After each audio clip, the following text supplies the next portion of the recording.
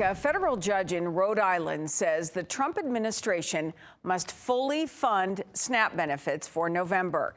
He gave the administration until Friday to make the payments.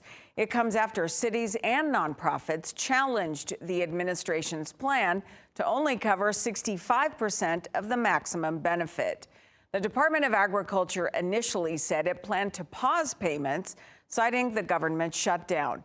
Last week, the government was ordered to pay at least partial benefits by tapping into an emergency fund. The plaintiffs argued they should be fully covered. The Michigan Department of Health and Human Services is directing its SNAP vendor to begin issuing full benefits to Michigan recipients as soon as funding from the USDA is received.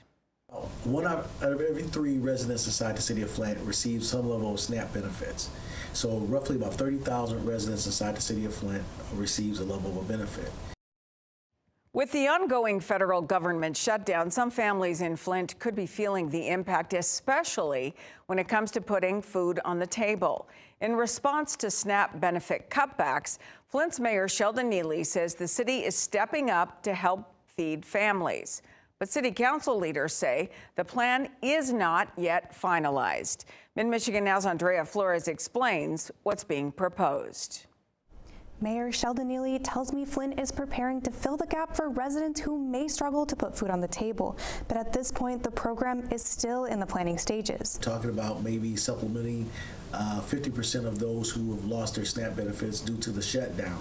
But the city of Flint will provide us the voucher program. We're still putting the pieces together. The proposed emergency food voucher program would be developed in partnership with the Food Bank of Eastern Michigan. But as of now, that partnership hasn't been confirmed. That's according to the Food Bank of Eastern Michigan. Mayor Sheldon Neeley says the city is already collecting eligibility forms at Flint City Hall. Residents would need to show proof of Flint residency and either SNAP benefits or federal employment. According to the mayor, vouchers could be distributed in 2 rounds, from November 10th through the 14th, and again from November 17th through the 21st, redeemable for food through December 1st. We'll start that voucher program for those people coming in to be able to go redeem food at the food bank and also one of our faith-based churches on the west side of the city of Flint. But the plan is not yet finalized and funding has not been approved by City Council. Council President Dr. Liddell Lewis tells me the mayor hasn't explained where the money will come from. In a statement, Councilwoman Lewis said, quote,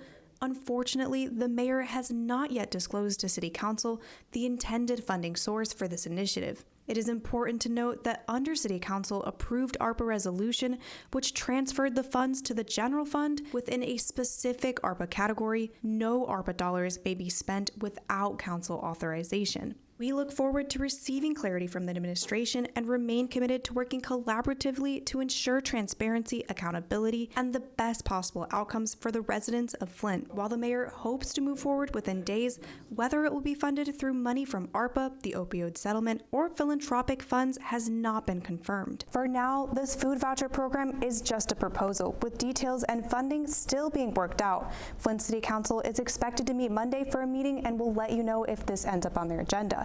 Stay with Mid-Michigan Now as we continue to bring you the latest on this proposed food voucher program.